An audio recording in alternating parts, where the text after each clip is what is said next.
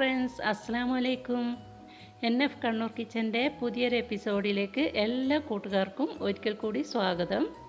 ഇന്ന് ഞാൻ വന്നിരിക്കുന്നത് വീശിയടിക്കാതെ നല്ല പെർഫെക്റ്റ് ആയിട്ടുള്ള പൊറോട്ട എങ്ങനെ തയ്യാറാക്കാമെന്ന വീഡിയോ ആയിട്ടാണ്. നമുക്ക് പലർക്കും പൊറോട്ട കഴിക്കാൻ വേണ്ടിയിട്ട് വളരെ ഇഷ്ടമാണെങ്കിലും ഇത് വീശിയടിക്കേണ്ട കാരണം പലരും ഇതിന് ശ്രമിക്കാറില്ല. എന്നാൽ പിന്നെ വീശിയടിക്കാതെ തന്നെ നമുക്ക് ഈസി ആയിട്ട് പൊറോട്ട തയ്യാറാക്കി നോക്കിയാലോ. അങ്ങനെ ഒരു റെസിപ്പി ആയിട്ടാണ് ഇന്ന് ഞാൻ വന്നിരിക്കുന്നത്. ഇത് എൻ്റെ റെസിപ്പിയല്ല, എൻ്റെ ജ്യേഷ്ഠത്തിയുടെ റെസിപ്പിയാണ്. അപ്പോൾ വീഡിയോ എല്ലാവരും ഫുള്ളായിട്ടൊന്ന് കണ്ടു നോക്കുക. അതിനുശേഷം ഇതുപോലെ ഒന്ന് ട്രൈ ചെയ്ത് നോക്കുക. അപ്പോൾ അധികം പറഞ്ഞ് ബോറടിപ്പിക്കാതെ പെട്ടെന്ന് തന്നെ നമുക്കിതിൻ്റെ പ്രിപ്പറേഷൻ എങ്ങനെയാണെന്ന് നോക്കിയാലോ. പൊറോട്ട തയ്യാറാക്കാൻ വേണ്ടിയിട്ട് 1 കിലോ മൈദയാണ് എടുത്തിരിക്കുന്നത്, അതായത് 4 കപ്പ് മൈദ. ഇനി ഇതിലോട്ട് നമുക്ക് ചേർക്കേണ്ടത് 1 എഗ്ഗ്, അതുപോലെ 1 ടേബിൾ സ്പൂൺ ഷുഗർ, ആവശ്യമായിട്ടുള്ള ഉപ്പ്,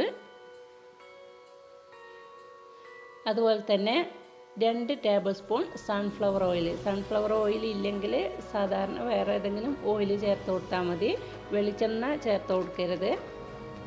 അതിനുശേഷം കൈ വെച്ചിട്ട് ഇതെല്ലാം കൂടി നന്നായിട്ടൊന്ന് യോജിപ്പിച്ചെടുക്കാം. യോജിപ്പിച്ചെടുക്കുമ്പോൾ തന്നെ ഈ മൈദയൊക്കെ നന്നായിട്ടൊന്ന് സോഫ്റ്റ് ആയിട്ട് വരും. അതിനുശേഷം ആവശ്യമായിട്ടുള്ള വെള്ളം ഒഴിച്ചിട്ട് നമ്മൾ ചപ്പാത്തിക്കൊക്കെ കുഴക്കുന്നത് പോലെ ഒന്ന് കുഴച്ചെടുക്കാം. ചപ്പാത്തിക്ക് കുഴക്കുന്നത് പോലെ അത്രയ്ക്ക് അങ്ങ് തിക്കാവണ്ട, കുറച്ച് ലൂസായിട്ട് വേണം ഈ ബാറ്റർ കുഴച്ചെടുക്കാൻ വേണ്ടിയിട്ട്. നന്നായിട്ട് തിക്കായി പോയി കഴിഞ്ഞാൽ പൊറോട്ട കുറച്ച് ഹാർഡായി പോവും. അപ്പോൾ കുറച്ച് സോഫ്റ്റായിട്ട് വേണം കുഴച്ചെടുക്കാൻ, ലൂസായിട്ട്. ആവശ്യത്തിന് മാത്രം വെള്ളം ഒഴിച്ച് കൊടുക്കുക, ഒരുമിച്ച് ഒഴിക്കരുത്, അപ്പോൾ വെള്ളം കൂടിപ്പോകാൻ ചാൻസ് ഉണ്ട്. ഇതുപോലെ നന്നായിട്ടൊന്ന് കുഴച്ചെടുത്തതിന് ശേഷം നമുക്ക് ഈ പാത്രത്തിൽ നിന്നൊക്കെ ഒന്ന് വിട്ട് വരുന്ന ടൈമിൽ നമുക്ക് ഈ പാത്രത്തിൽ നിന്ന് മാറ്റിയിട്ട് കൗണ്ടർ ടോപ്പിൽ വെച്ചിട്ട് നന്നായിട്ട് കുഴച്ചെടുക്കാം. കൗണ്ടർ ടോപ്പിൽ വെച്ചതിന് ശേഷം ഒരു 2 ടേബിൾ സ്പൂൺ കൂടി സൺഫ്ലവർ ഓയിൽ ചേർത്ത് കൊടുക്കുന്നുണ്ട്.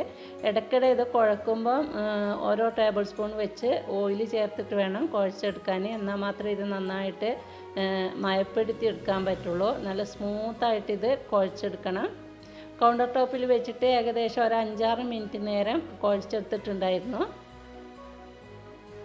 ഇടയ്ക്കിടെ ഓരോ ടേബിൾ സ്പൂൺ വെച്ചിട്ട് സൺഫ്ലവർ ഓയിലും ചേർത്ത് കൊടുത്തിട്ടുണ്ടായിരുന്നു. ഇതിന് കുറച്ച് ഓയിൽ വേണം, ഏകദേശം ഒരു 100-150 ഗ്രാമോളം ഓയിൽ ഇതിന് ആവശ്യമായിട്ടുണ്ട്. നന്നായിട്ടൊന്ന് കുഴച്ചെടുത്തതിന് ശേഷം നമ്മൾ നേരത്തെ കുഴച്ച പാത്രത്തിലോട്ട് തന്നെ അല്പം ഓയിലൊന്ന് സ്പ്രെഡ് ചെയ്തതിന് ശേഷം ബാറ്റർ വെച്ച് കൊടുക്കുക. എന്നിട്ട് ബാറ്ററിൻ്റെ മുകളിലും ഓയിൽ വെച്ചിട്ട് ഒരു നനഞ്ഞ വൃത്തിയുള്ളൊരു തുണി ഉപയോഗിച്ചിട്ട്, കോട്ടൺ തുണി ഉപയോഗിച്ചിട്ട് ഒരു 2 മണിക്കൂർ നേരത്തേക്ക് നമുക്കിതൊന്ന് റെസ്റ്റ് ചെയ്യാൻ വേണ്ടിയിട്ട് വെക്കണം. 2 മണിക്കൂറിന് ശേഷം വീണ്ടും തുറന്നിട്ട് ഇതുപോലെ തന്നെ കൗണ്ടർ ടോപ്പിൽ വെച്ചിട്ട് 2 മിനിറ്റ് നേരത്തേക്ക് ഒന്നുകൂടി കുഴച്ചെടുക്കാം. ഇപ്പോൾ ഈ ബാറ്ററൊക്കെ നല്ല സോഫ്റ്റായിട്ട് പൊങ്ങി വന്നിട്ടുണ്ടായിരുന്നു. അതിനുശേഷം ഇത് 2 പാർട്ടാക്കി തിരിച്ചിട്ട് കയ്യിൽ വെച്ചിട്ട് ഇതുപോലെ ഓരോ ബോൾസാക്കിയിട്ട് മാറ്റുന്നുണ്ട്. ഇതെനിക്കറിയില്ല, ഇതെൻ്റെ ഇത്തയാണ് തയ്യാറാക്കുന്നത്. ഇതുപോലെയാണ് ബോൾസുകളാക്കിയിട്ട് എടുക്കേണ്ടത്.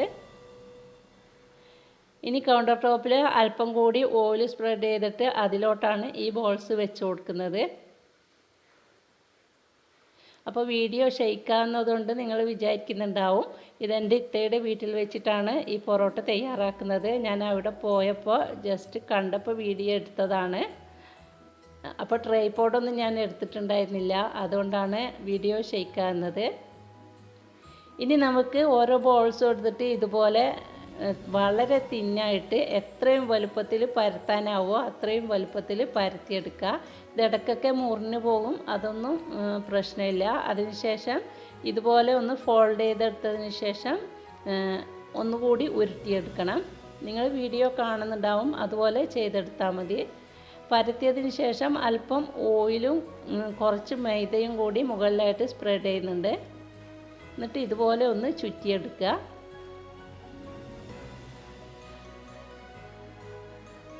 കണ്ടോ, ഇതുപോലെ ചുറ്റിയെടുത്തതിന് ശേഷം വീണ്ടും അതുപോലെ തന്നെ ബോൾസാക്കി എടുക്കുകയാണ്. അതിനുശേഷം ഇത് അരമണിക്കൂർ കൂടി അടച്ചു വെച്ചിട്ടുണ്ടായിരുന്നു നനഞ്ഞ തുണി കൊണ്ട്. അതിൻ്റെ വീഡിയോ എൻ്റെ കയ്യിൽ നിന്ന് വിട്ടുപോയിട്ടുണ്ട്. അരമണിക്കൂറിന് ശേഷം ഈ ഓരോ ബോൾസും എടുത്തിട്ട് ഇതുപോലെ കൈവച്ചിട്ട് പരത്തിയെടുക്കുകയാണ്. പരത്തുന്നതിനനുസരിച്ചിട്ട് ചുട്ടെടുക്കുകയും ചെയ്യുന്നുണ്ട്. അപ്പോൾ നമ്മൾ വലിയൊരു തവയാണ് വെച്ച് കൊടുത്തിരിക്കുന്നത്. 2 പൊറോട്ട ഒരുമിച്ച് ഉണ്ടാക്കാൻ പറ്റും ഇതിൽ.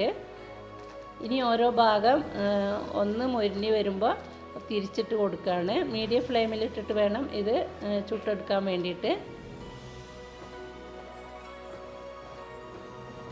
അതിനുശേഷം ചുട്ടെടുത്ത പൊറോട്ട നമ്മൾ വീണ്ടും കൗണ്ടർ ടോപ്പിലേക്ക് തന്നെയാണ് മാറ്റുന്നത്.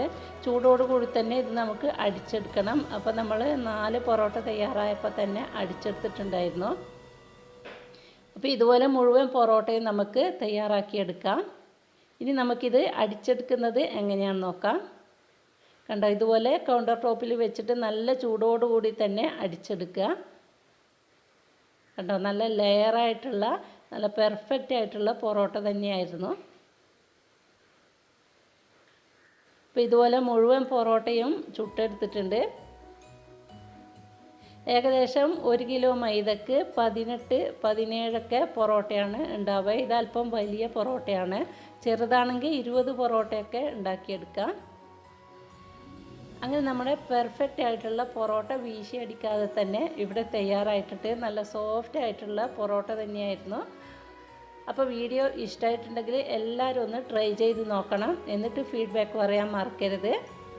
എൻ്റെ ഇന്നത്തെ റെസിപ്പി ഇഷ്ടമായിട്ടുണ്ടെങ്കിൽ നിങ്ങളുടെ അഭിപ്രായം താഴെ കമൻറ്റ് ബോക്സ് വഴി അറിയിക്കുക, ലൈക്ക് ചെയ്യുക. അതുപോലെ കൂട്ടുകാർക്കും ഫാമിലിക്കൊക്കെ ഒന്ന് ഷെയർ ചെയ്ത് കൊടുക്കുക.